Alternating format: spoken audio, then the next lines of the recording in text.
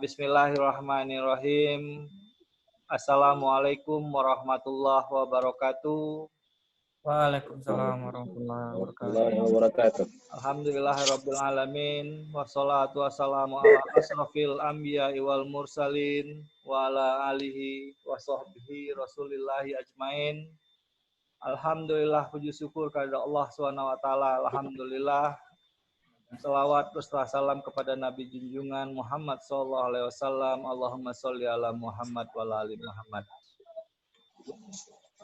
Terima kasih banyak khususnya kepada Al-Ustadz kita untuk sore hari ini, Al-Ustadz Risman Hambali, sarjana ekonomi, magister ekonomi. Beliau berdomisili di Sungai Pakning, Kabupaten Bengkalis, dan saat ini beliau diamanahi sebagai Ketua Masyarakat Ekonomi Syariah Kabupaten Bengkalis, dan beliau juga seorang dosen di salah satu sekolah tinggi di Kabupaten Bengkalis. Alhamdulillah hadir juga bersama kita pada sore hari ini Bapak Dekan Fakultas Studi Islam Universitas Muhammadiyah Riau, Bapak Dr. Muhammad Sarullah Umar, Ayahanda El Syukran Suib, mahasiswa-mahasiswi Fakultas Studi Islam Universitas Muhammadiyah Riau. Saat ini ada Radi, Tasha, Oja, dan mudah-mudahan nanti akan terus bertambah, dan kita dengarkan kajian kita pada sore hari ini. Insya Allah kita mendapatkan hikmah dan manfaat dari kajian ini. Tema kita pada kajian online Ramadan 1441 Hijrah di hari ke-9 Ramadan hari ini, temanya adalah etika berbicara dan bersikap seorang muslim. Mungkin ini banyak yang sudah mulai terjadi pergeseran-pergeseran, mungkin banyak juga yang belum diketahui. Dan kajian ini tentu kita harapkan nanti dapat dikupas dan disampaikan oleh Al-Ustadz Risman Hambali. Mungkin tidak memperpanjang, kita persilahkan kepada Ustadz Risman Hambali, Magister Ekonomi, untuk dapat menyampaikan materinya. Silakan Ustadz. Baik, terima kasih. A'udzubillahi minasyaitonirrajim. Bismillahirrahmanirrahim. Assalamualaikum warahmatullahi wabarakatuh. Waalaikumsalam. Waalaikumsalam warahmatullahi wabarakatuh. Alhamdulillahi rabbil alamin. Wa bihi nasta'inu ala umuri dunya waddin. Asyhadu an la ilaha illallah wa asyhadu anna Muhammadar Rasulullah. Allahumma shalli ala Muhammad wa ala ali Muhammad. فقال الله تعالى في القرآن العظيم أعوذ بالله من الشيطان يا أيها الذين آمنوا اتقوا الله حق تقاته ولا تموتن إلا وأنتم مسلمون صدق الله العظيم. Hadirin wal hadirat yang dimuliakan oleh Allah Subhanahu wa taala. Khusus orang tua kami, Pak Syukran Suib, semoga ayahanda selalu dalam keadaan sehat walafiat. Amin. Dan Pak Dekan, kenal saya dari Sungai Pakning, Pak Dr. Kemudian Pak Wadah, Pak Muhammad Aryo, dan dua mahasiswi Universitas Muhammadiyah Riau kan baru yang dirahmati oleh Allah Subhanahu wa taala. Alhamdulillah, pada sore yang penuh barakah ini Allah masih pertemukan kita di dalam sebuah kajian yang akan mendatangkan manfaat, kajian yang akan mempererat hubungan silaturahim. Kemudian Allah masih memberikan kita nikmat hidup, Allah masih memberikan kita nikmat sehat, Allah masih memberikan kita nikmat waktu senggang, dan Allah senantiasa tanamkan nikmat istiqamah dalam iman dan Islam. Ada orang yang Allah berikan mereka nikmat hidup, Allah cabut mereka nikmat sehat.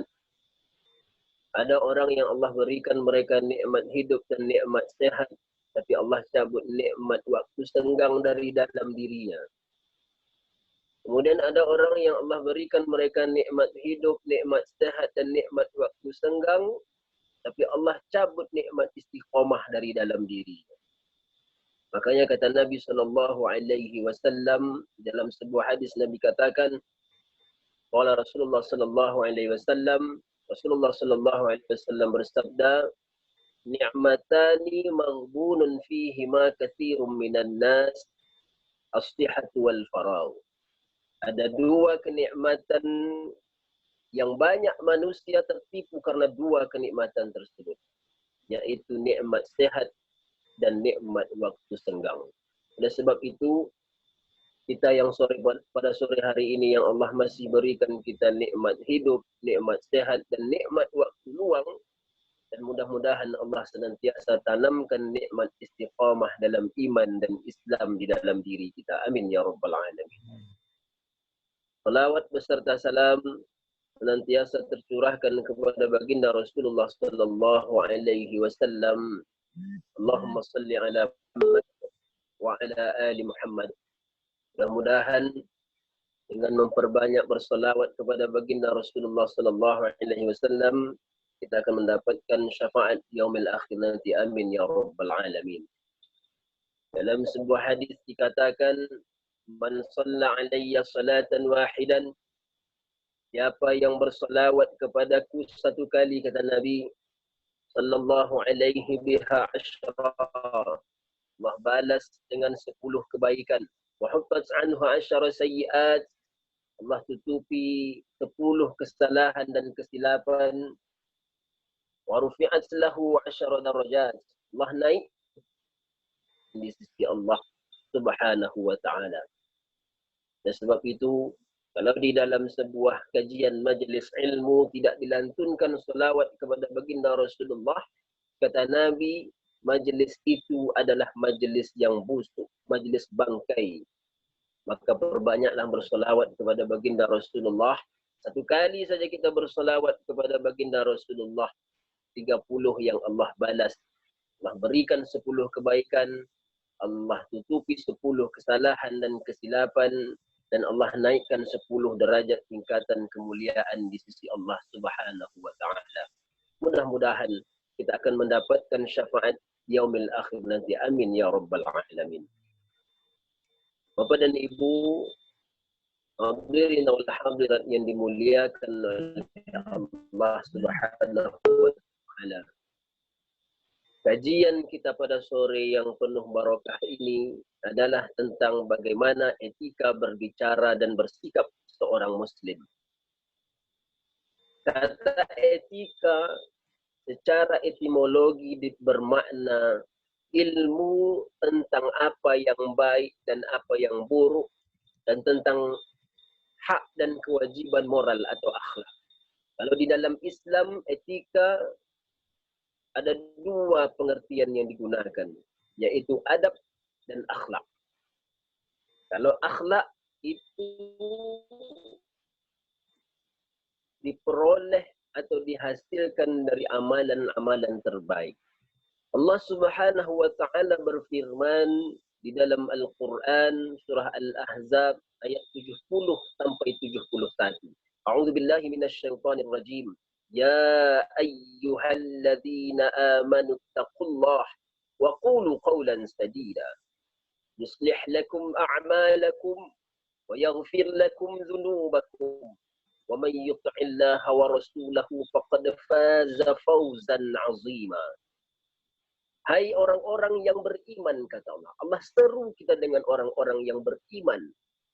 Bertakwalah kamu kepada Allah dan katakanlah perkataan yang benar. Wa qulu qawlan sadida. Yuslih lakum a'malakum. Niscaya Allah akan memperbaiki bagimu amalan-amalanmu. Wa yaghfir lakum dzunubakum. Dan mengampuni bagimu dosa-dosamu. Wa may yuti'illaha wa rasulahu faqad faza fawzan 'azima. Dan barang siapa yang mentaati Allah dan Rasulnya, maka sesungguhnya ia telah mendapatkan kemenangan yang besar. Fauzan azima. Oleh sebab itu, para pendengar yang dirahmati oleh Allah Subhanahu wa taala, Islam adalah agama yang mengajarkan kedamaian.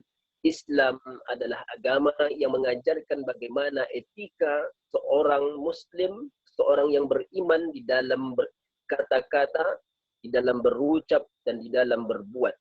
Bahkan Islam mengajarkan bagaimana seorang muslim itu harus berpikir dan memiliki hati yang bersih. Orang Islam tidak dibenarkan untuk berprasangka buruk kepada orang lain, untuk suuzan kepada orang lain. Tidak diajarkan di dalam agama Islam ini berprasangka buruk kepada orang lain. Kita harus berprasangka baik kepada orang lain. Ketika orang lain menghujat kita, ketika orang lain datang tiba-tiba memarahi kita tanpa ada salah, tanpa ada angin, tanpa ada ribut, kata orang Melayu, maka kita tidak usah terlalu mudah untuk marah. Kita tidak usah terlalu mudah untuk mengeluarkan kata-kata yang kotor. Makanya Allah Subhanahu wa taala ajarkan di dalam Al-Qur'an, kalau sesuatu yang datang, musibah yang datang itu kepada dirimu, maka ucapkanlah inna lillahi wa inna ilaihi raji'un. Para pendengar yang dimuliakan oleh Allah Subhanahu wa taala, di dalam sebuah hadis Rasulullah sallallahu alaihi wasallam bersabda, ketika itu Nabi sallallahu alaihi wasallam ditanya oleh seseorang, siapakah seorang muslim itu yang paling baik? Siapakah muslim yang paling baik itu ya Rasulullah? Maka Rasulullah sallallahu alaihi wasallam katakan, al-muslimu man salimal muslimuna min lisanihi wa yadihi. Seorang muslim adalah seseorang yang orang muslim lainnya selamat dari gangguan lisan dan tangannya. Ketika bermuamalah, contohnya ada orang yang tersinggung dengan bahasa kita, ada orang yang tersinggung dengan segala perbuatan dan ucapan yang pernah kita lakukan, maka itu tidak menunjukkan seorang muslim yang baik. Seorang muslim yang baik itu adalah selamat orang lain karena lidah dan tangannya. Lidah itu diumpamakan sebagai kata-kata ataupun lisan yang diucapkan. Sedangkan tangannya itu diumpamakan sebagai perbuatannya. Selamat orang lain karena dirinya. Bertetangga juga seperti itu. Makanya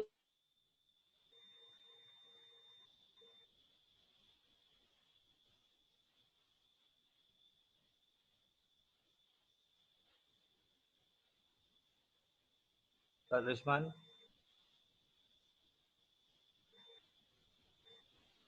Artinya jeda jaringannya Ustaz Risman Hambali. Mungkin kita tunggu beberapa saat. Ustadz Lisman lagi cari jaringan. Sepertinya seperti itu Bu Rika. Kita tunggu sebentar. Kayaknya Sungai Pading lagi gelombang.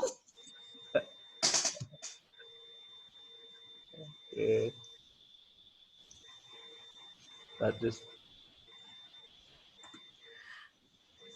Apa kabar Pak Ustadz Alul? Udah selesai masaknya, Rika. Kirim-kirim lah pakai Gojek. Kirim-kirim pakai Gojek di sini. Iya, Pak. Atau perlu ada penjemputan. Disiapkan ya, Pak. Alhamdulillah. Alhamdulillah. Yang dengar kebagian. Radi, sabar sampai Jadi kita rencanakan buka bersama nih. Ya. Buka bersama di rumah masing-masing. Nah, sama-sama. Allah. Radi juga agak temu ya, Radi.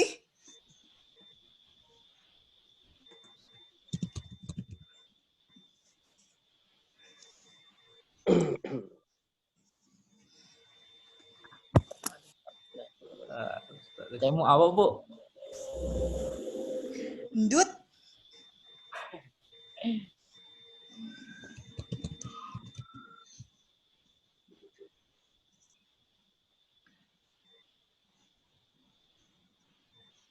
di Sungai Pakning, Pak Rismannya, Pak Aryo. Ya, beliau domisili rumahnya di Sungai Pakning. Sungai Pakning ya. Beliau bolak-balik kalau nggak salah informasinya Rio dapatkan. Jadi kalau belajar ke Bengkalisnya gitu ya. Stein Bengkalis ya, Jumat Sabtu mereka sana. Enggak juga, beliau sekretaris program studi. Jadi mungkin kalau kantor beliau hampir setiap hari, berarti memang harus ke sana bolak-balik, Ustaz. Oh, memang bolak-balik setiap hari Sungai Pakning? Iya, Bengkalis. Lumayan jauh itu. Lumayan, naik kapal. Ya? Lumayan. Naik kapal, Sat. Naik nyebrang kapal. Makanya sinyalnya juga lagi nyebrang kapal, Ustaz. Oh, ini tapi bukan di pohon tadi kayaknya kan? Enggak. Antenanya di atas pohon.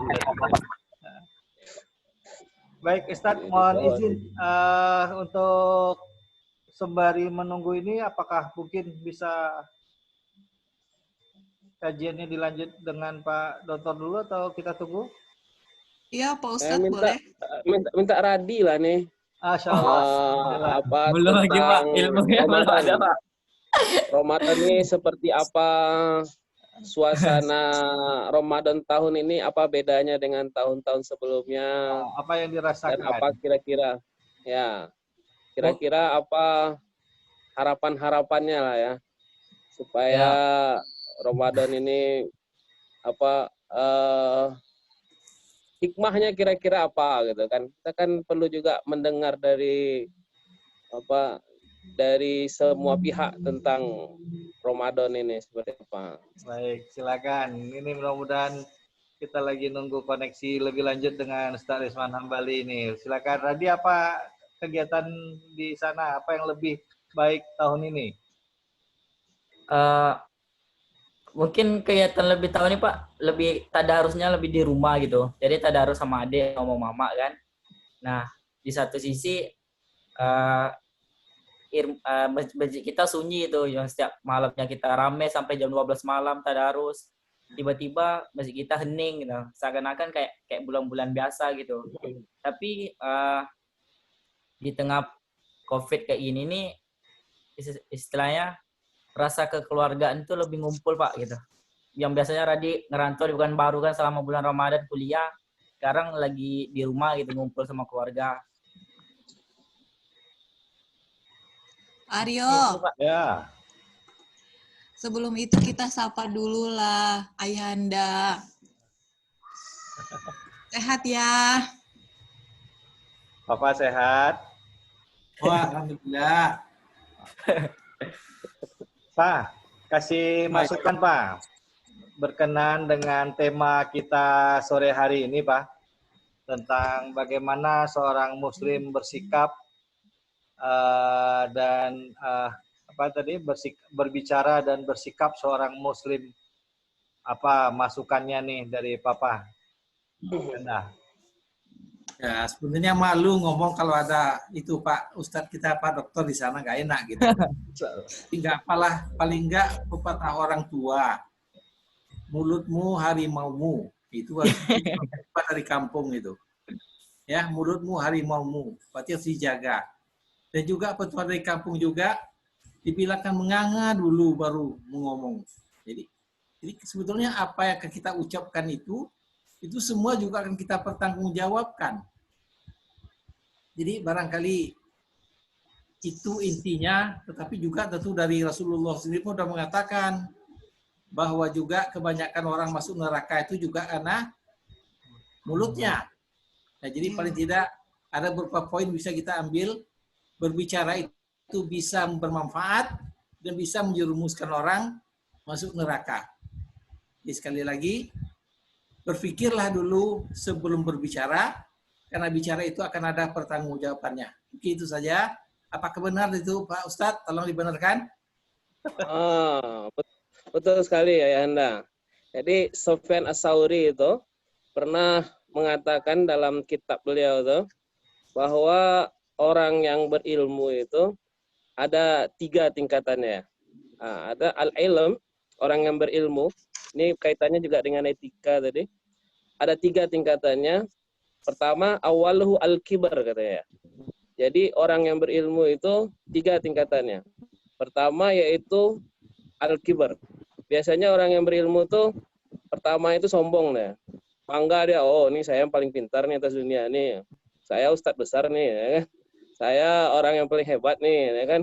Saya dokter nih, ya kan? Nah itu kata Imam As-Sauri itu disebut dengan orang yang tingkatan paling dasar, orang yang berilmu. Kemudian yang kedua kata Imam As-Sauri itu wa ausatuhu at-tawadhu. Orang yang berilmu itu kedua itu dia orangnya itu tawadu. Jadi semakin berilmu dia, maka biasanya tawaduknya semakin tinggi, etikanya semakin nampak. Nah, itu kata Imam As-Sauri. Wa akhiruhu, dan yang terakhir, tingkatan orang yang berilmu yang terakhir itu kata Imam As-Sauri itu adalah la adri. Biasanya orang yang berilmu itu terakhirnya itu dia nggak tahu apa-apa. Orang tanya, ini apa nih artinya? Saya nggak tahu, kan? Artinya dia lebih banyak betul-betul memahami. Jadi pernah suatu ketika seorang ustadz besar, beliau namanya yang masyhur sekarang, Ustadz Yusuf Qaradawi, mungkin ayah kenalnya ya. Ini ulama besar, mungkin kalau kita sebut sebagai kibarul ulama sekarang ini. Ulama yang paling besar mungkin di dunia ini, yang ngarang kitab yang luar biasa banyaknya tentang fikih zakat, tentang ekonomi syariah, tentang muamalah, semua itu. Beliau adalah Yusuf Al-Qaradawi. Jadi suatu ketika tanya sama masyarakat awam lah, kayak kita nanya sama beliau, Ustadz, ini hukumnya apa nih Ustadz? Nah, sederhana saja. Tapi beliau katakan, saya nggak tahu. Karena beliau betul-betul ingin yakinkan bahwa yang beliau fatwakan itu betul-betul nggak sembarangan gitu. Jadi betul yang saya bilang tadi itu. Jadi etika, jadi nggak sembarangan tadi dalam berucap. Nah itulah ciri khas orang yang berilmu. Jadi menarik sebenarnya dan etika ini. Ini Pak Aryo lah yang lebih nanti bisa sharing-sharing ya dengan kawan-kawan yang lain. Kadang-kadang memang perlu banyak mendengar lagi daripada berbicara ya. Jadi kadang-kadang kalau dalam musim musim Ramadan, ya musim sekarang ini yang online nih, kadang lebih banyak kita mendengar. Hari ini ikut 3 pengajian, semua mendengar aja. Mendengar dari Ustadz ini ngomong apa, Ustadz ini ngomong apa, sehingga alhamdulillah ternyata dengan lebih banyak mendengar itu, lebih banyak pula terasa menambah ilmu kita. Kan gitu. Betul. Ya Pak Aryo ya. Ya, terima kasih Ustadz. Mungkin ini Pak Ustadz kita Risman Hambali sudah mulai bergabung. Apakah sudah bisa mendengarkan suara kita dalam kajian sore hari ini? Ustadz Risman?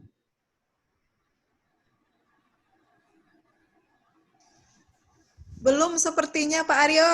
Masih ini ya, masih terkoneksi. Yanda, Papa, tadi kajinya tentang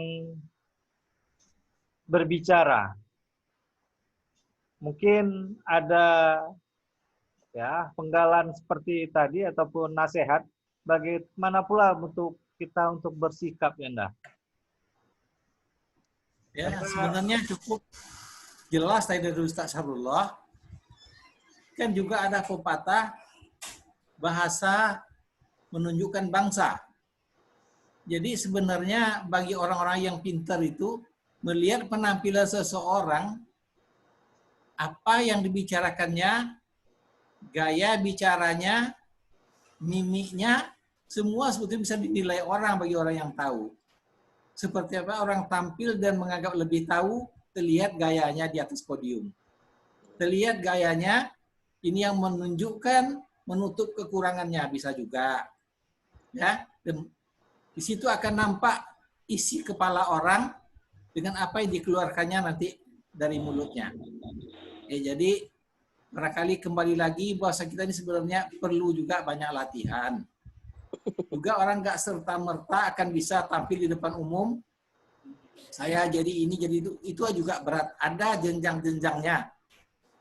Ya, begitu juga dalam organisasi dari bawah dulu mau langsung jadi kepala, jadi ketua, kadang-kadang itu dipaksakan jadi kepala ini itu, tahu-taunya mental di atas nanti diejek orang.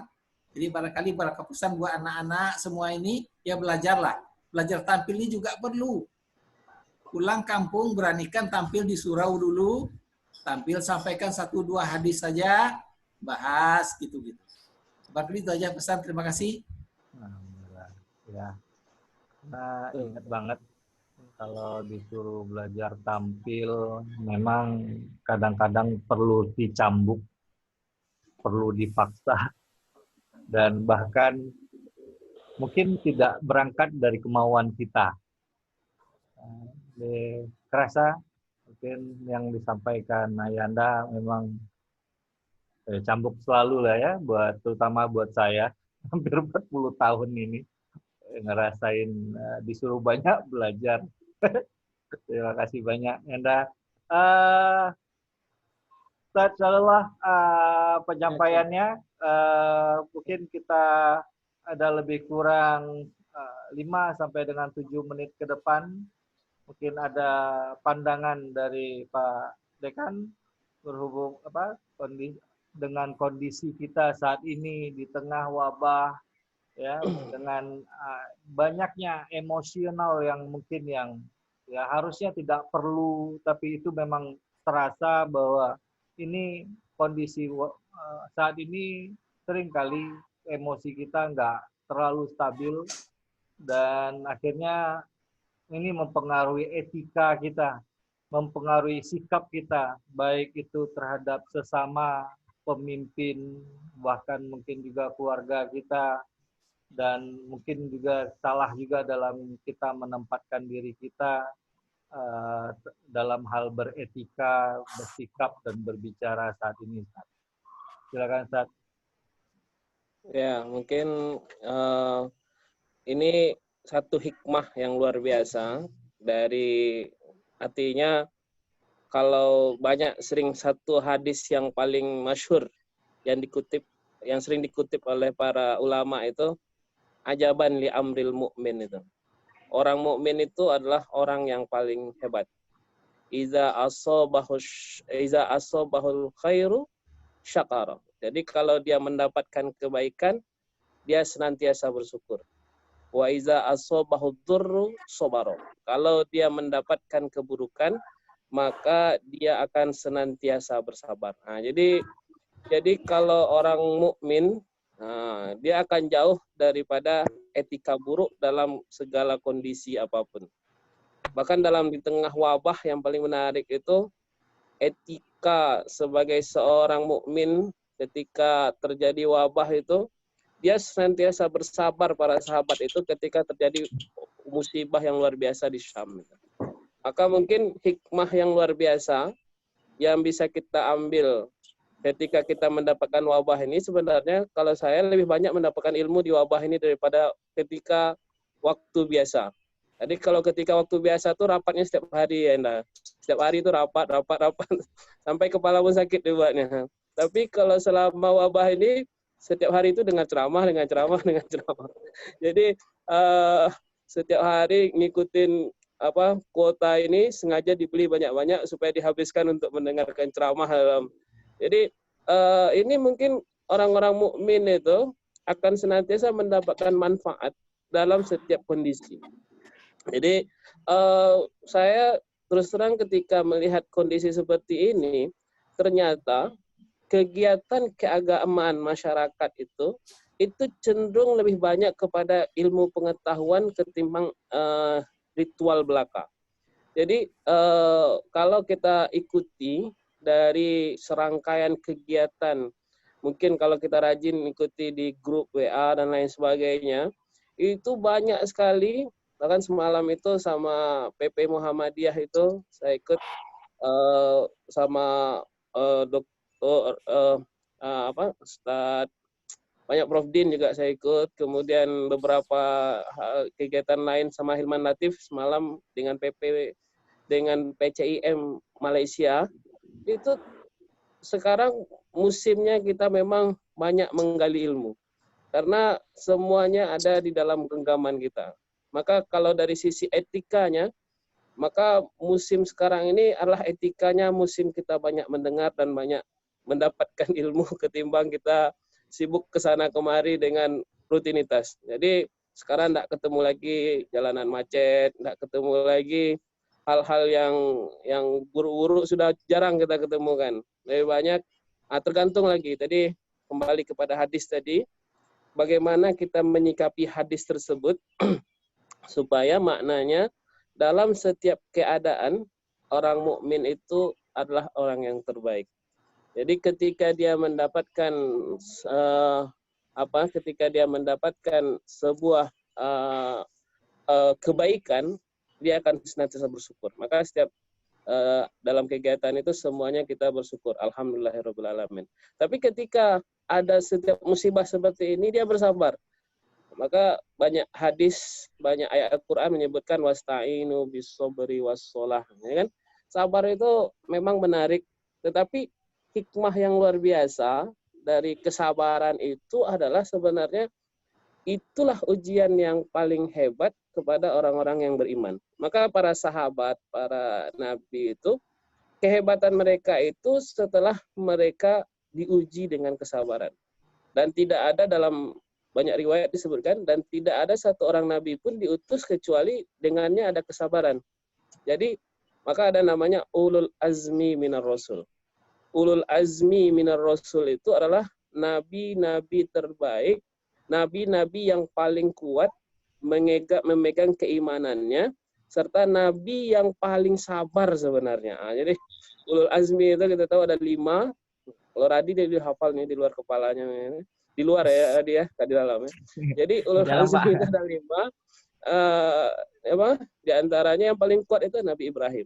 Nah, karena Nabi Ibrahim ini ternyata kalau kita baca dalam sejarah, dialah yang paling kuat kesabarannya. Dan etikanya dia yang paling kuat pula. Kemudian Nabi yang lainnya, Nabi Musa, Nabi Isa, dan lain sebagainya. Semua Nabi inilah disebut dengan ulul azmi minar rasul. Dan tentunya Nabi Muhammad sebagai pemimpin para nabi. Jadi menarik ketika kita bicara dengan etika tadi, maka Al-Quran tidak hanya setakat dibaca. Nah, ini yang jadi problematika kita lihat di masyarakat kita, fenomena kita masih beretorika tentang membaca Al-Quran. Padahal Al-Quran itu sebaiknya lebih dikedepankan ditadabbur, digali ilmunya, dikaji ilmunya. Karena kalau kita baca dalam sejarah, ternyata para sahabat itu tidak terlalu banyak yang hafal Al-Quran 30 juz itu. Bahkan disebutkan di antaranya Umar, yang paling dekat Rasulullah, Umar, bahkan Abu Bakar itu tidak hafal 30 juz daripada Al-Quran. Tetapi mereka faham dengan setiap apa makna yang terkandung dalam Al-Quran. Jadi umpamanya kalau kita lihat imam mazhab sajalah, imam mazhab yang 4 itu, mereka itu memahami Al-Quran itu sampai detailnya, bahkan hadis itu sampai detailnya. Jadi ketika mereka memutuskan suatu ayat atau satu hukum itu, mereka betul-betul melihat dari segala aspek kehidupannya. Jadi artinya memang harus banyak kita belajar lagi, menggali ilmu.